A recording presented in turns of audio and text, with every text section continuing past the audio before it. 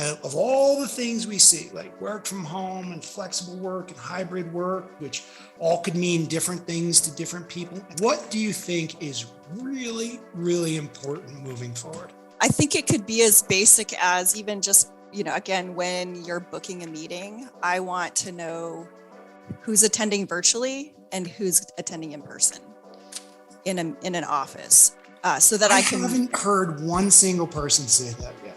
No, I know, it's amazing. All right, here we are, Connected Conversations. I'm really excited about this one. I'm here with Kimberly Castle. She is the Director of Workplace Advisory Services. I had to read that. It's a mouthful for CBRE. Kimberly, how are you? Hey, I'm good. It's good to be here. So here we are, connected via Zoom. Can you do me a favor and give me your statement of qualification, why you're here today to speak with me on all things corporate real estate, the workplace, and technology? Yeah, I'm excited to get to talk to you guys about this today. This dates me significantly. So I've been in the industry for over 25 years, which is mind-blowing to me. I have a degree in interior design from Mount Royal College in Calgary, Alberta, Canada. Oh, Canada. Look what's behind me. I know, it's amazing. That's one of the most beautiful places in the world. Really I absolutely love Calgary, and grew up in Canada. So went to college there, and right out of college worked for a very big oil and gas company there as a facility manager and space planner. Okay. And then just sort of kind of grew from there, was hired by BRG, which was later acquired by JLL. And that's really how I made my way to the US. And so I've worked as a consultant for 15-ish years. And prior to, now I'm with CBRE, was with Building I. We were just acquired by CBRE just a few months ago. But prior to that, I was the head of global technology for MetLife, and really spent 5 years with them, putting their technology strategy in place specific to corporate real estate, really kind of everything related tech and corporate real estate prior to the pandemic sort of hitting. Yeah. And now been, working as a consultant with Building I / CBRE for the last couple of years. Well, how did you, because I did the same thing, right? I was a space planner. How I ended up a space planner is beyond me. I stumbled into it, and I've been doing it I think I've been in facilities and real estate for 20 years. Yeah. So I'm right there with you in the holy cow, how did that happen? Yeah. And somehow I ended up a space planner. I have no interior design skills, none of that. I actually had to teach myself AutoCAD. I went all the way back to the Aperture days. Yeah.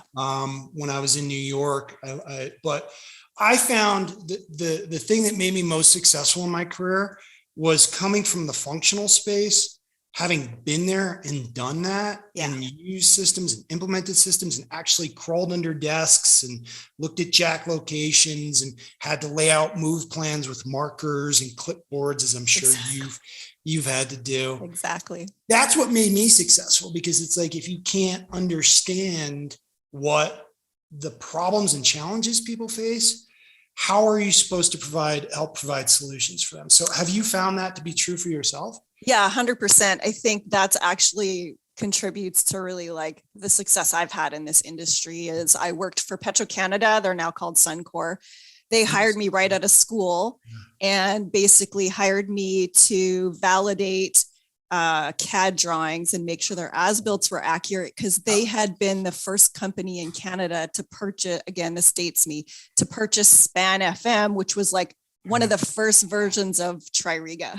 Yes. And so I was really lucky, because I was one of the first people to learn that system. And so that's sort of kind of got me into this cool niche in the industry, is that I knew IWMS tools because I was like validating the floor plans and drawing polylines, and then worked as a facility manager for them, just like you said, posting, numbers up for moves and, redrawing floor plans when we had relocations happening. And so the fact that I've sat on both sides of the table and really understand the concerns of the business and then understanding what the technology does was really good at translating, to our technical teams, kind of what we needed to do or what we needed to change when we're implementing software solutions or approaching like a technology strategy. So Kim, you're kind of derailing like the whole thing, because I want to now, Fred's our producer. Fred, we're going to have to come back to this and do like an origins, a Bob and Kimberly origin story, because you kind of described like my background. It's crazy, like, right? We all did the same kind of things. And to me, that's, really a great foundation to move us to where we are today. I was a consultant. I was with CFI for 10 years. So it was CFI and BRG. And then we were acquired by Newmark, and, that went the way it went. And here we are today. But for today's conversation, all this is really great. Great background, but for today, I want to talk about what's going on now, on in our world. And I have a couple rules. The number one rule is we have fun with this. I don't want this just to be two talking heads for 45 minutes, boring the life out of everyone, because I think we've been beaten over the head with this stuff. I want to kind of get to the core of what's real, what's really important, what you think are some of the things that are truly important. And I start these conversations off. And the other thing I ask is no buzzwords. We can talk about buzzwords in a way that's kind of breaking. I'll do my best. breaking them down, but I don't want to support the buzzword movement because it's just absolutely been inundating the last couple of years. So I'm going to throw a phrase at you, and I want you to kind of speak about what you think about and what you think the core components of that is. Sure. And that phrase is the connected workplace. If I say to Kimberly Castle, who has all this wonderful experience and has seen things from the early days transform to where we are today, what does the connected workplace mean to you? Yeah, I think it's changed. It's definitely changed a lot. I think we all recognize that. And I actually think we're still trying to figure that out. A lot of companies are kind of trying to throw all this, new technology at this problem that they have of getting back to the office. And I don't think everyone's fully vetted what, the connected workplace is. But to me, and kind of what I'm hearing is that it really is, as an employee, and I'm coming back into the office, I really want to understand who's going to be there when I get there, what spaces are available to me when I'm going to be in the office. And then also, as just like we are today, you and I are virtually talking to one another. I think we've all become a lot more better. Is that a word? We've all become a lot better at more better is definitely more better. More better about having these type of virtual engagements. But I think part of the challenge is I want to maybe be in the office, but if my coworkers are attending a meeting virtually, then I also want to understand that, because it might not make sense for me to be there. So really kind of understanding that full view of like who's in the office, who's going to be there when I'm there, and just making my life easier as an employee, regardless of kind of where I'm working, whether I'm at home or at the office or in a coffee shop. I think that's, that's really fair. And it's basic, right? You didn't go down the path of something very complicated. Well, I need sensors to tell me how many people are in the cafeteria right now.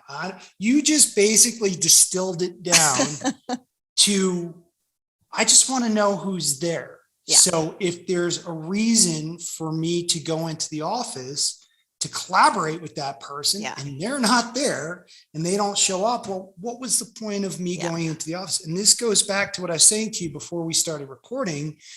I was reading this report about work from home, the core office, and then the new buzzword, the third place. And the third place is now a hub. It's part of the hub where people can go and meet and collaborate. And while I definitely think it has value, but it's what I think it's more about what you just said. Yeah. It's like do I really need to go to HQ proper, or can me and you worked in the same city? Exactly. Me and you get together, go collaborate on whatever project it is we're working on, maybe pull somebody in via Zoom or Teams or whatever, and go that route, as opposed to going to an office, not knowing whether or not somebody's going to be there, or needing all these bells and whistles to do all that stuff. Yeah, I feel like a lot of people are really just they're guessing at what they need. And you kind of touched on it a lot. So one of the things that I'm doing, with Building I/CBRE now, is we are getting hired by a lot of companies to help them determine, what sensor solution they should use or what room reservation tool they should use, without really understanding why they even need it or why they think they need it. And I think you kind of touched on it. A lot of times they think they need all these special things with regards to sensors and what they're going to manage, but they actually don't even know why. They just feel like we better have this because everybody else has it. And when we kind of dig into really the true requirements, what they're really looking for, they probably don't need a sensor solution at the end of the day, or even the requirements around those solutions aren't necessary. Right. So I guess that leads me now that you so eloquently kind of distilled it down, you brought it down to like the most basic level, right? You brought it to the most basic level. Who's there? I don't want to guess. I just need to know if my colleagues, my manager, et cetera, is going to be there. So now let me ask you this. Since you've been out there now for the last 2 years, and I've seen you do a presentation on this, what is real of all the things we see, like work from home and flexible work and hybrid work, which all could mean different things to different people, and sensors and contact tracing and all these different things? What's real? What do you think is really, really important moving forward? I think it could be as basic as even just, again, when you're booking a meeting, I want to know who's attending virtually and who's attending in person in an office, so that I haven't heard one single person say that yet. Like almost like the response shows, how in Outlook it says you can track who accepted, almost like a checkbox that says this is virtual in person. Yeah. I want to know that, it goes back to the whole thing. Like I think the reason for us going into the office, into the future now is going to be different. It's going to be probably for collaboration, just because I work from home 100% of the time. So similarly, if I'm going into an office, I want to make sure my coworkers that I can collaborate with are actually there. Mm-hmm. And so it really is that simple. If they're all attending virtually, then it wouldn't make sense for me to make an hour drive all the way to the city for me to have a meeting with them. Where I think we get confused in terms of trying to track all these different things about like checking into a workstation or checking out. And I think those are more specific to the people that are managing the facility. As the employee, it's kind of a pain in the butt for me to now have to like book a workstation and check into that workstation. And if I don't check in within a certain time, then I get bumped.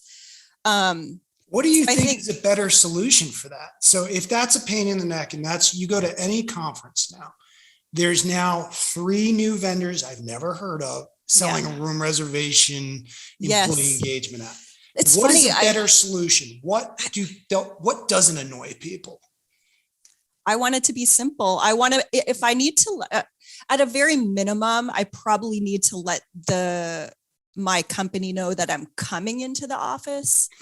But is it necessary for me to actually book a workstation? And I say that because, while we have a lot of companies kind of making that shift to like, now I have only flexible, bookable workstations. You just did it. That's it. Fred, end it. She just dropped the buzzword. It's over. But what I found really interesting, I'm working with a client right now, and they have no intentions of going that way. Everybody still has assigned offices, assigned workstations. And like, they were the first where I was like, oh, wow.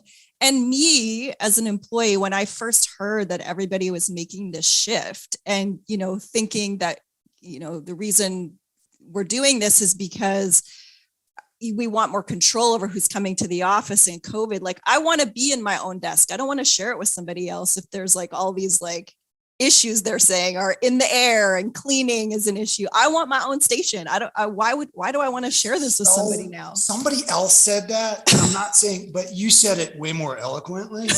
But it's like, why would you want to have all these open reservable spaces that you have to know who sat there? You have to then send cleaning people to go through and clean only those spaces. Then you have to do contact tracing. And in the event that I show up with my cooties and I cough all over the desk, that then somebody else comes in and then you have to do the contact tracing, the cleaning. And it's like, you're right. It's like, it should just be your desk.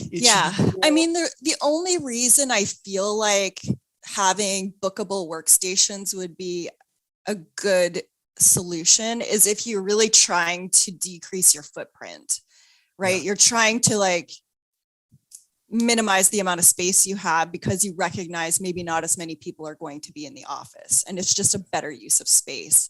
But if you're really like, I was always very surprised about that shift initially because I'm like, now more than ever, I want my own desk. Right. Yeah.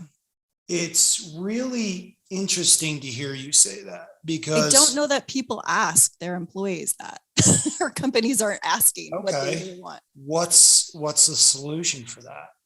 I mean, a lot of it is employee surveys, but I don't think that's a question that's posed. It's more like, do you to the office? Do you, kind of an early question you asked, like, what would make you feel more connected? Those are the types of questions that are being asked, not like, would you prefer an assigned seat or, a flexible workspace? So you're basically taking everything and distilling it down to like just ask the question is what you're saying. Just put it on the survey.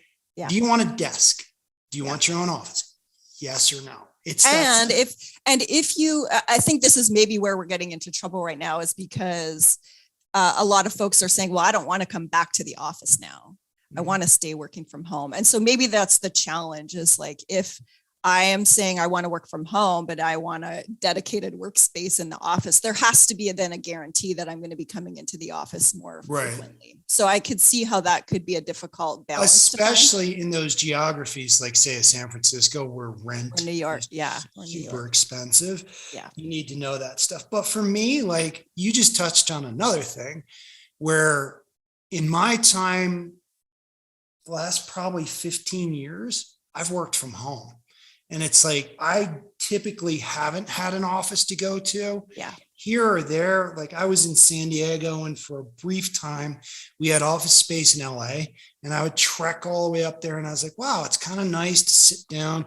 My coworkers over here, let's go to lunch. Let's go for a walk around the city and then come back inside and have our meetings together. And it's like, I almost think the work from home stuff is good and bad.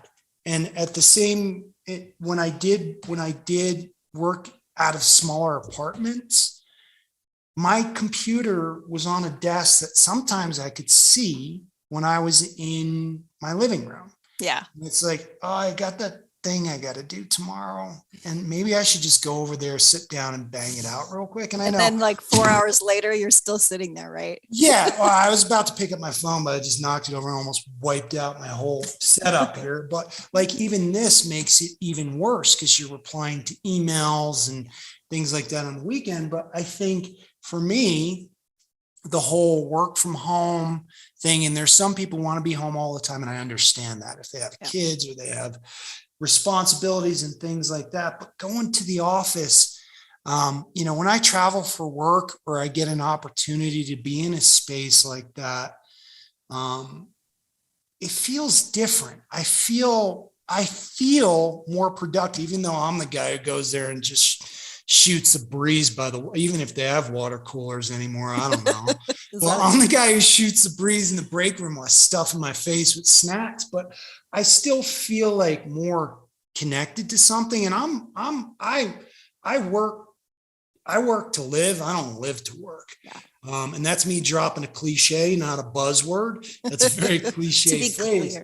to be clear, to clarify what I'm doing here, Yeah. but I don't know. I just think like it's really important to have that sense of belonging. I worked for a biotech when I first moved to San Diego, and I got a job as facility planner to move the entire company. I was grossly underqualified for it. I would run moves like on a floor to floor basis in New York. And then I got this job. I talked my way into this job in San Diego where I moved an entire company. I figured it out. Yes. It went very well. It went very well, I swear. But they had these things called TGs on Fridays where everybody would get together in the courtyard and they'd have a party. And like nowadays, they do things like with kegs, and at Halloween time, it was a costume party, but is every Friday, everybody's out there in their flip flops, in their shorts, in their Hawaiian shirts, just enjoying that sense of community. So when you were, did you do that at Met? I don't mean to cut you off, but did you do that at MetLife or Suncor and the places where you were on the workplace team? Yeah, that's what I was going to say. I was thinking of MetLife in particular because I live in Texas and our headquarters for MetLife were in New York.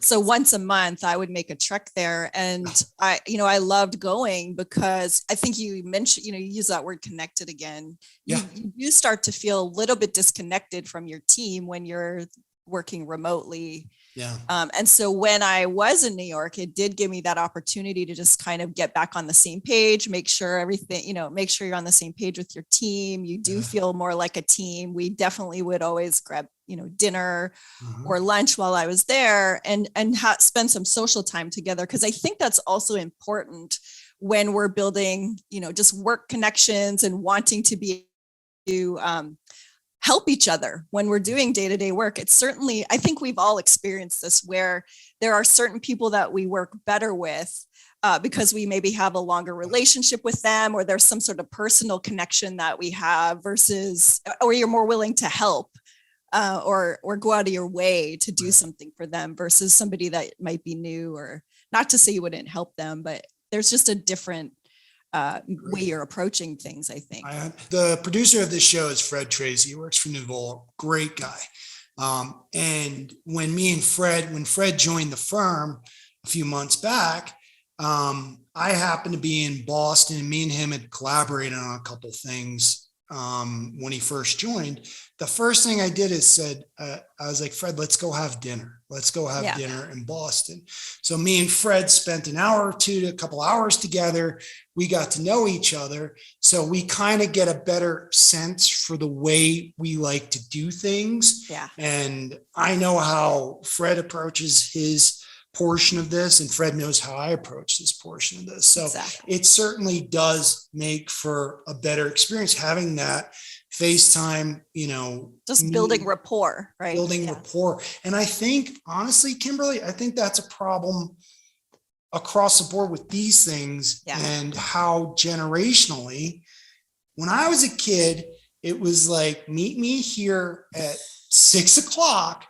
Because there was no, and my friends would be there, meet me at the flagpole at the elementary school. Exactly. I had to be there because there was no cell phone to say, oh, I can't make it, and you had to be home at a certain time. And like my parents weren't worried about me and calling me all the time. Just be home by dark. Be home once the street lights go on. Exactly. I'm home. But they're really, at the end of the day, there's this great human element to these things that I think as a society, we've kind of gotten away from with these. Even now, email seems archaic. Like I get more text messages. Hey, can you go do this thing for me? Or that thing for me.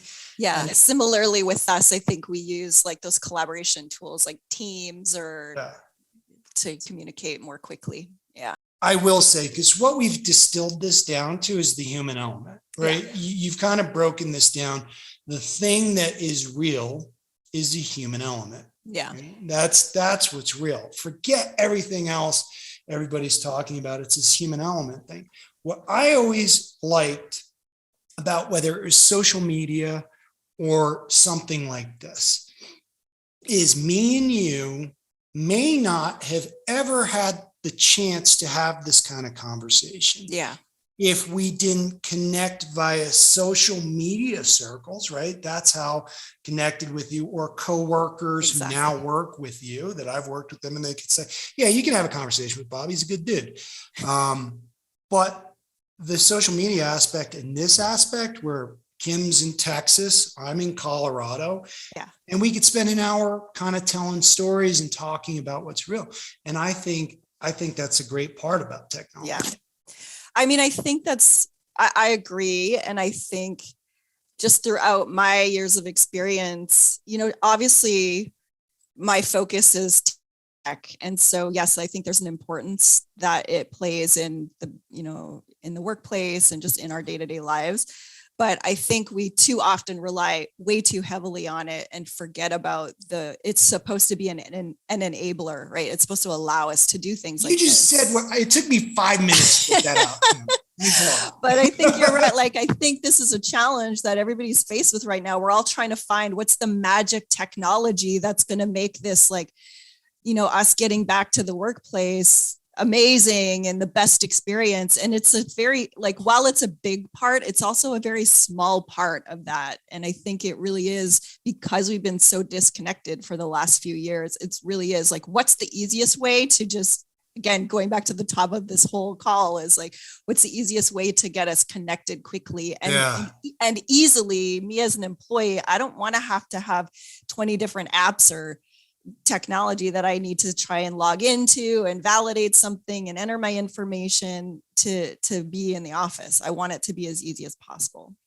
Again, you did a fantastic job distilling it down. Technology is an enabler. Yeah. I can't even get the word out. Technology is an enabler. It's not the end all be all. And to your point, when I go to these conferences now I work for a tech company, right? And I will be the first one to say, and I really do this, where I would say, you don't need that. Yeah. You just don't need that. Why don't you just get it down to the most basic thing that you need ultimately to plan your space, manage your operations, or plan your portfolio. Yeah. But at the end of it, you have too many people, too many companies right now that is saying technology is necessary. It's the end all be all, and you're not going to be able to accomplish anything in the future without technology. And you just said, no, that's not the case. Yeah, I disagree. I mean, I think it's certainly pushed a lot of things forward, because I mean, for how many years have companies been like, yeah, maybe we should look at sensors. And then they're like, nah, we just don't have the budget, or we can't get approval from HR, or whatever was dragging their feet. And I think this whole situation the last couple of years has been a catalyst to say, well, now we really need these sensors. And it's a way for them to validate that they need them. Mm-hmm. But I think there still is not a really clear understanding on what exactly they're measuring and why they really need them. Well, I do, again, the sensors, I have a very specific take on sensors. I do think in the right use case, they're important. Exactly. And the way in which that data is used is important, other than, certain things like pretty pictures and trying to have this really slick app. It's more about the data. What do you do with that data and the bigger picture of things? So it's funny. And again, this is why I think these conversations are important. Number one, I work for a software company, right? I work for a software company. And I'm saying you don't always need all the bells and whistles. And then you advise companies on, the technology direction they should go in. Yeah. And you're very honestly and straightforwardly saying, I don't know if it's the end all be all, and you need to see it as just one more piece of the bigger puzzle that all starts with the human being. Yeah. So outside of that, I'm going to ask you another question. Sure. Aside from technology, what is important to the human element of the workplace?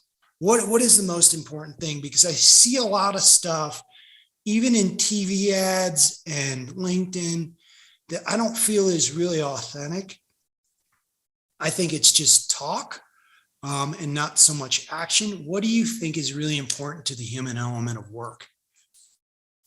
I think it, again, it's so for me, it's always going to come back to, again, how easy is it for me to just do what I need to do? Okay. Um, I don't know that I need like a special space to do what I do all the time, especially me or you, maybe because we're more Right. sales type people. We could probably do our work anywhere. No. But I really do think it's just easily connecting to one another and being able to work anywhere and not being given so many rules and guidelines about like, you have to be in the office 5 days a week. Oh, get out of here with You that. have to- Yeah. What do you think it is? What do you think it is? No, gosh, I think you hit the nail on the head, because like I was recently gifted a laptop bag, and it's like, I don't know if I really carry my laptop around that much. I mean, if I have to, build some type of presentation or something like that, but a lot of what I can do or need to do Yeah. is by picking up the phone or using some of the, again, technology is enabling me. It's not the focus of my life. So it's kind of unchaining me from having a big laptop. Yeah. I think you touched on it there though. Like, I think that's one of the challenges specifically kind of in real estate that I think we kind of we look like we're behind the 8 ball on, is because we're all using like iPhones or whatever kind of phone you have, where they're very intuitive. We are, everyone's very smart about technology and how to use like apps and like searching things. And I think we don't give our employees enough credit for how smart we are about how to do things. And so I think literally a lot of these apps that we compensate. Yeah, like I think a lot of the apps and stuff that we're rolling out to our employees are not as intuitive as they could be. We make it way more complicated than it needs to be. And, it could just be so much easier. Like you said, a lot of folks, I'm not necessarily one of those, but a lot of folks do most everything on their iPhone. Right. I probably use my computer more just because I feel like I need all these screens. Well, you also have deliverables, right? And yes. in a lot of cases, you have deliverables that include presentations, yes. and documentation and spreadsheets. And at times I have to do that as well, but it's not, I'm not, for the bulk of what I do, I just picked up my laptop, which is not a good idea. I'm going to wreck the whole setup here, but I'm not necessarily chained to it anymore. So it's making things simple, I guess, providing what's the minimal viable product that you need to provide to your employees so that they feel like they need to do what they feel like they need to do their job. Yeah. And it's like the thing I think of when that just came out, it's like, do companies really need a slide? I'm pretty sure I've been on a tour where there was a slide that went into a ball pit or something like that. Do you really need that room full of beanbag chairs or that net pod or, this kind of stuff, the walking desk or. Yeah. There was definitely a trend where that was the thing, right? For a while, where these were like extra cool spaces. But I think, I think about this even, when I would go into the office at MetLife, they like a lot of companies had these really cool meeting rooms where they were like stand only meeting rooms, or like you said, beanbag chairs. And quite honestly, I literally just want to go into a conference room that has a regular conference room table to set my laptop down on the table and be able to connect to the WebEx or whatever, or Zoom or whatever. Yeah. I don't want to have to stand for an hour in this cool, funky room or sit on a beanbag chair to have a meeting with my colleagues. Like I really do just want to sit at a meeting room table. It's just like, I remember going to these places. Some of these places were real slick, and it was like, okay, I could see where I would want to work here. It's a good vibe. It has a cool view of the Transcontinental building in San Francisco, Yeah. or, the workstations are very well laid out. Now, I think that's thoughtful. Yes. And all this other stuff, like you said, it's like, I just want to go have my meeting. I just want to go sit down, have a conversation. Maybe I need a projector. Maybe I need somebody to come up Yeah. on screen because they're virtual. Going back to what you said, I need to understand who's virtual. See, I listen, Kimberly. I'm really, really good listener. Who's virtual, who's in person. Right. And I need those type of amenities. I don't need to stand up. I don't need beanbag chairs, and I don't need to slide into a ball pit in order to make me feel like I'm working in a cool place. Yeah. So it's like, and that was the trend 3-4 years ago. Like, I used to go up to Silicon Valley all the time for the big tech companies. And I think some companies get it right. And I think some companies are just way off.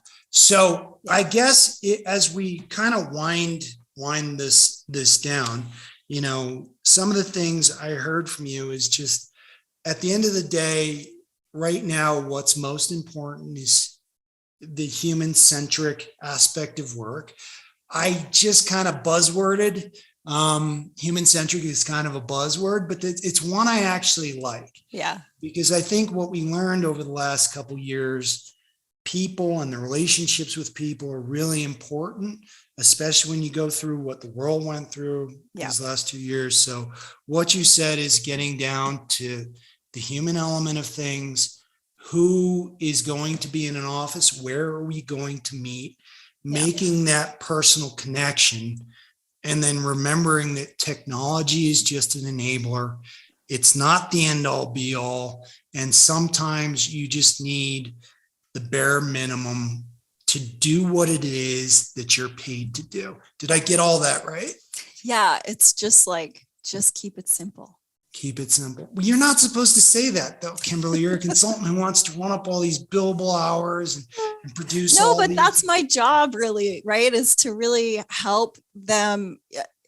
A lot of companies don't understand what they're really trying to solve for. And it really is to get to the bottom of, let's just keep it simple. What is your real requirement here? Let's pare it down and figure out what you actually need. And I think you did that very eloquently. I think you articulated that very well right out of the gate. You by far smashed the no buzzword rule for sure. If anyone broke it, it was me. Kimberly, I've seen you speak before. You're a very good speaker. You're a very good resource in this industry. I really appreciate that you took the time to spend a few minutes with me and share your knowledge with me. And I appreciate, again, the time that you took to spend with me today, especially since you're going through this big transition of joining the CBRE team. Congratulations on that. Thank you. Yeah. It's well-deserved. I've always had a good experience working with CBRE in my career. And my final question to you is, being from Canada and me representing Lake Moraine here in the background. Thank you for that. What's your hockey team? Well, I will have to say the Flames, I suppose, because I went to college in Calgary, but I live in Texas now.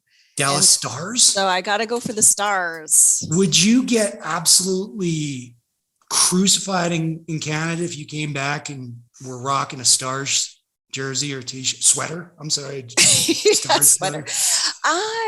No, because I think I'm at least staying true to my Canadian hockey roots. Now, if I had like a Cowboys jersey on, that might be a different story, because I also am a big CFL fan. Calgary Stampede. Is that the name of the team? Right? Greatest outdoor show on earth. No, the Calgary Stampeders. You're right. Stampede. Oh, okay. Is the CFL team, but I'm from Saskatchewan, so the Saskatchewan Roughriders. That's my team. That's your squad. Very good. All right, we learned a little something about Kimberly Castle and her sports affiliations. Kimberly, that's right. Thank you very much. Thank you for having me. I really appreciate it. And I really appreciate the time you spent with us today. Thanks, guys.